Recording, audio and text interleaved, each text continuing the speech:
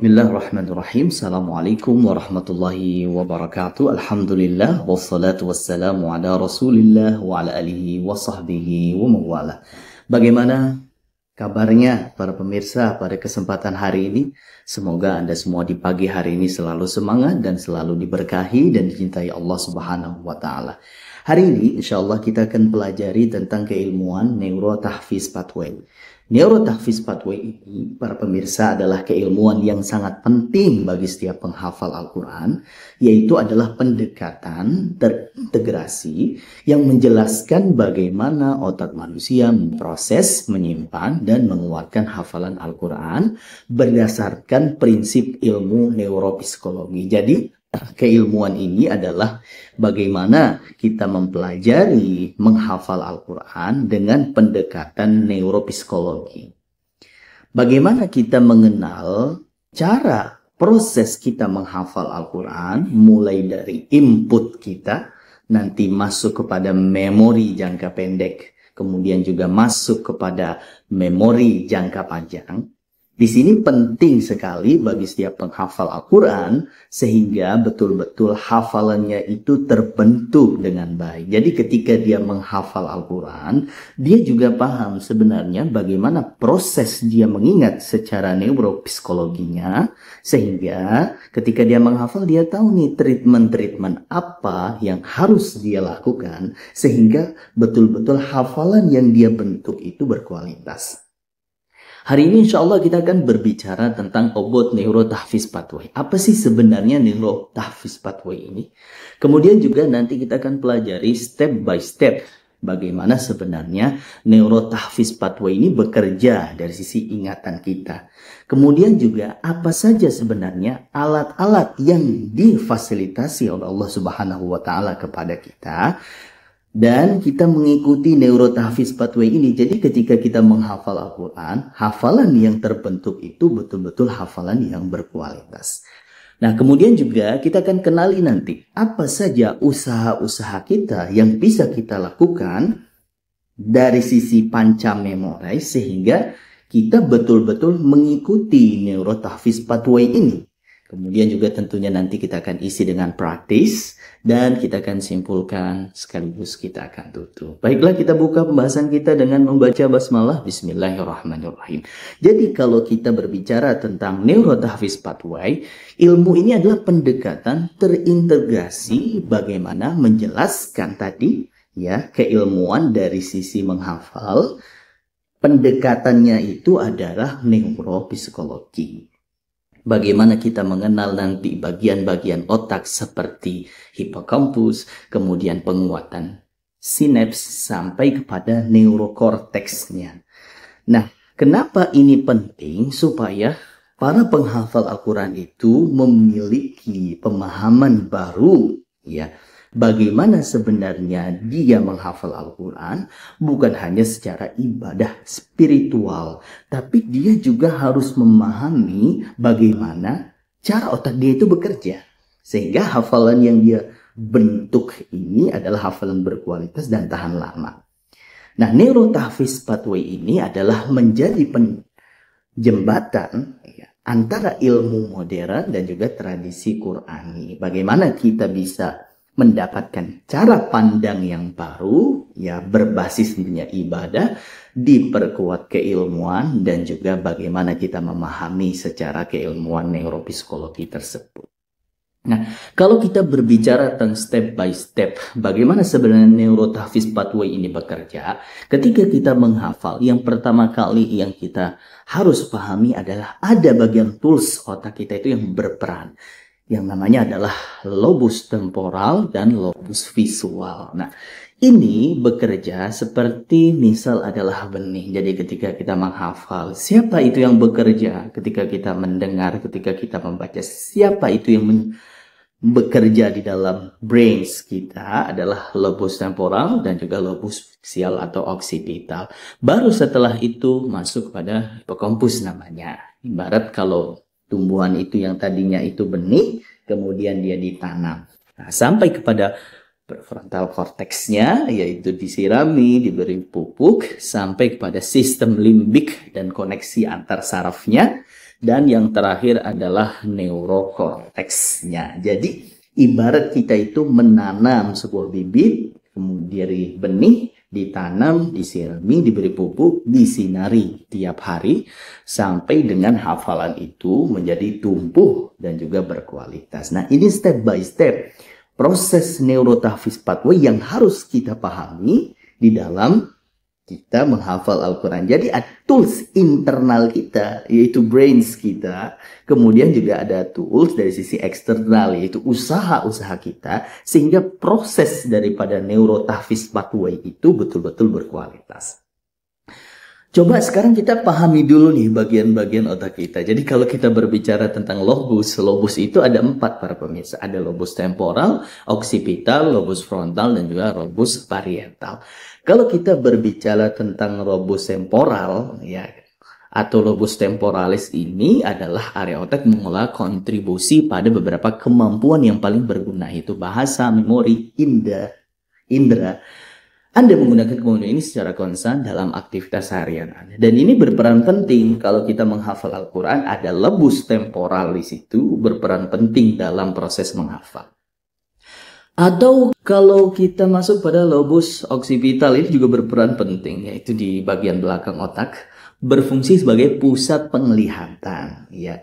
Jadi lobus ini juga membantu mengenali wajah, objek. Kalau kita menghafal Al-Quran, ketika kita melihat daripada kertasnya itu ya, itu diterjemahkan oleh lobus occipital, ya, bagaimana dia mengenal bentuk, warna, tekstur, jarak, kemudian juga kedalaman dan sebagainya.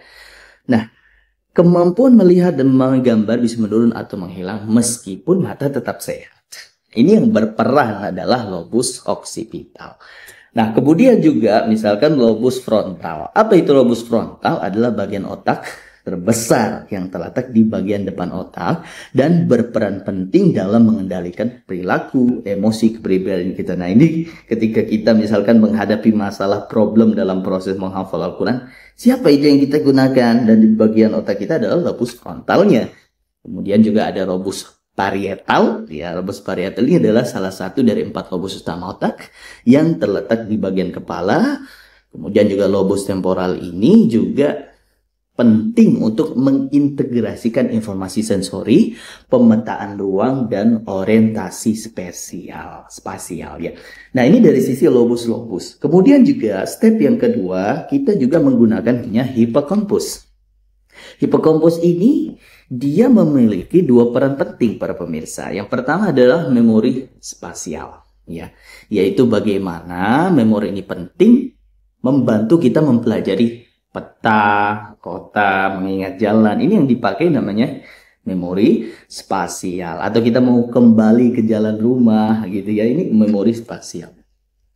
Nah, kemudian juga ada memori jangka panjang. Nah, jadi hipokampus ini dia betul-betul berperan untuk mengubah daripada informasi jangka pendek menuju kepada informasi jangka panjang dalam otak. Jadi kalau kita menghafal Al-Quran, kenapa kalau kita menghafalnya itu kok baru bisa hilang? Nah, ini yang berperan penting hipokampus. Jadi yang kita gunakan ini, apakah informasi yang kita dapatkan ini akan kita tahan, ya, sehingga dia masuk pada long term memory gitu ya, atau kita biarkan sehingga hafalan itu hilang begitu.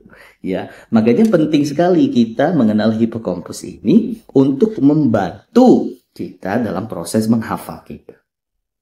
Nah, kemudian juga ada namanya prefrontal cortex. Ya, tentunya di sini prefrontal cortex itu berguna untuk membangun rencana, mengakomodir tugas-tugas, mengambil keputusan, memecahkan masalah, mengendalikan impuls. Ya, ini guna prefrontal cortex.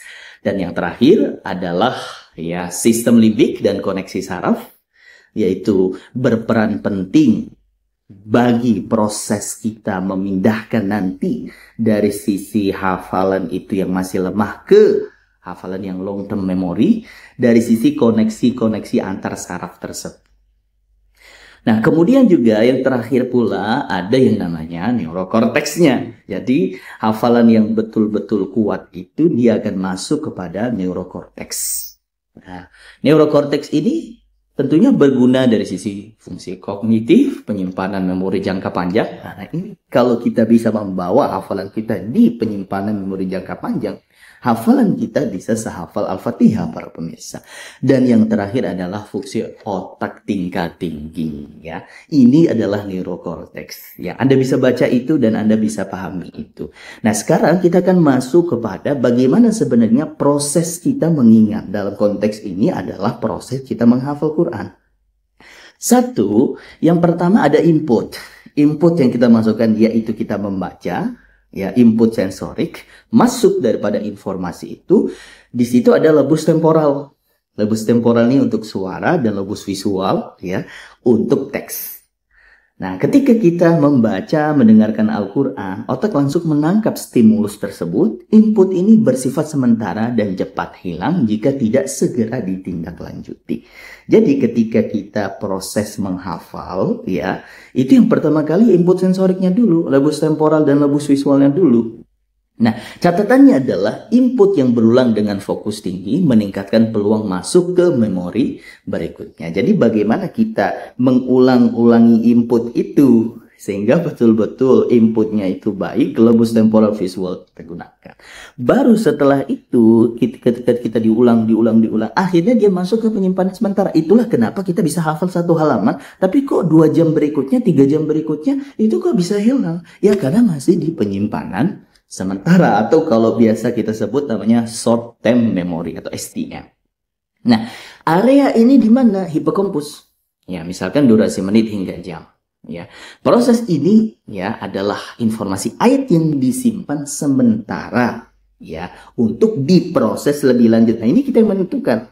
Apakah kita ketika menghafal udah selesai aja nggak usah diulang-ulang kembali. Nah, ini nanti kita menentukan ini informasi ini kita proses lebih lanjut atau enggak gitu. Nah, di tahap ini hafalan mudah nyangkut tapi juga mudah hilang. Jadi kalau mau nyangkut di tahap ini nih, biasanya kalau dia masuk ke long term memory itu sekitar 24 sampai 48 jam.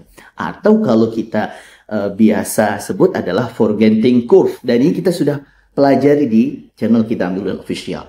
Nah, solusinya adalah kita gunakan pengulangan cepat, quick repetition dalam beberapa menit pertama setelah input. Nah, makanya kita mengulang-ulang. Ada ilmu repetisi namanya. Yang kita sudah pelajari juga itu. Bagaimana jenis-jenis repetisi. Sehingga bisa masuk ke penyimpanan sementara. Baru selanjutnya kita melakukan pemrosesan kognitif. Yaitu working memorinya. Dari sisi prefrontal cortexnya itu kita betul-betul memahami struktur makna. Itulah makanya pentingnya tadabbur. Kalau kita ingin hafalan kita itu baik. Ya. Jadi akan ada pengambilan keputusan, apakah ini informasi penting, apakah ini bisa saya hubungkan dengan ayat lain atau kehidupan saya. Makanya di situ ada strategi tadabbur. Jadi kalau kita tadabbur, ternyata betul-betul hafalan yang terbentuk itu berkualitas. Nah, kunci semakin bermakna suatu informasi adalah mudah ditransfer ke memori jangka panjang, yaitu kita betul-betul tadi memahami dan juga menjadikan ayat itu adalah betul-betul kita butuh itu. Gitu para pemirsa. Nah, baru setelah itu konsolidasi nih memori, penguatan jalur saraf nih ya. Jadi ada sistem limbik, kemudian di situ ada amigdala, juga hipokampus berperan, ada jalur antar saraf itu berkomunikasi untuk masuk kepada long term potentiation atau LTP-nya. Bagaimana penebalan kabel-kabel itu ya, kalau kita berbicara ada penebalan kabel, konsolidasi ya, ada juga dipengaruhi emosi, tidur. Nah, ulangi ayat secara bertahap harian, mingguan, bulanan. Dan itu kita sudah pelajari bagaimana hafalan itu dia berkonsolidasi dengan baik sehingga nanti masuk kepada long term memorinya. Masuk kepada neurokorteks ya, juga dapat diakses saat murojaah, ngajar dan sholat seperti Al-Fatihah. Nah, ini kita yang harus pahami. Yang pertama input, penyimpanan sementara di hipokampus, pemrosesan makna di frontal cortex, kemudian juga penyimpanan ya, pengulangan lewat ulang-ulangi yaitu di sistem limbik dan sistem saraf, kemudian juga penyimpanan tetap di neurokorteks ya. Nah, coba sekarang apa sebenarnya yang bisa kita treatmentkan sehingga betul-betul hafalan yang kita bentuk berkualitas. Yang pertama kita mendengar dan melihat. Jadi ketika kita menghafal, kita betul-betul mendengar, kita betul-betul melihat. Ya, kita betul-betul proses langkah pertamanya kita mendengar, kemudian kita ini mendengarkan murotal gitu ya, dan itu kita sudah belajar. Baru di situ masuk kepada lobus temporal dan lobus visual. Ya, dari sisi pendengaran dan penglihatannya itulah titik awal di mana ayat dikenali oleh indera dan mulai diproses. Baru setelah itu kita betul-betul memahami ayat tersebut. Misalkan kita pakai tadabbur, mind mapping, sehingga betul-betul prefrontal cortex kita bekerja dan juga kita melakukan pengulangan cepat ya. Jadi mendengar, melihat, kemudian mengulang cepat, kemudian juga memahami dan mencatat, kemudian juga kita melakukan review aktif tanpa melihat mushaf. Nah, praktik-praktik tools eksternal seperti ini, kita mendengar, melihat, memahami dan mencatat, pengulangan cepat, dan juga review aktif, disitulah akan terbentuk hafalan yang berkualitas dan masuk kepada neurokorteks.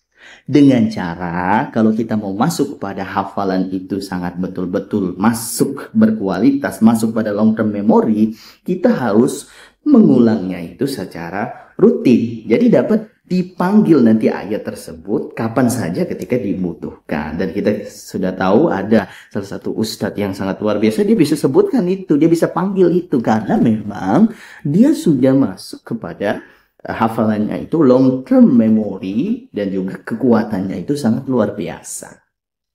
Contohnya kalau kita menghafal nih, yang pertama kita dengarkan dulu. Ya, kita dengarkan, misal saya baca nih, فَبِأَيِّ آلَاءِ رَبِّكُمَا تُكَذِّبَانِ, sambil lihat ya, di situ prefrontalnya, lobusnya bekerja, ada temporal, ada occipital dan sebagainya, semuanya bekerja ya, mendengar dan melihat. Kemudian setelah itu kita pahami itu ya.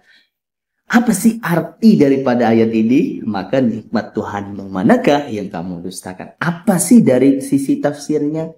Ya, oh ternyata kalau fabi'ai ala'i rabbikuma tukadziban itu diulang 31 kali, ini mengingatkan nikmat-nikmat Allah yang menjadikan jin dan manusia itu mengakui nikmat-nikmat tersebut sekaligus menggarisbawahi pentingnya nikmat-nikmat tersebut.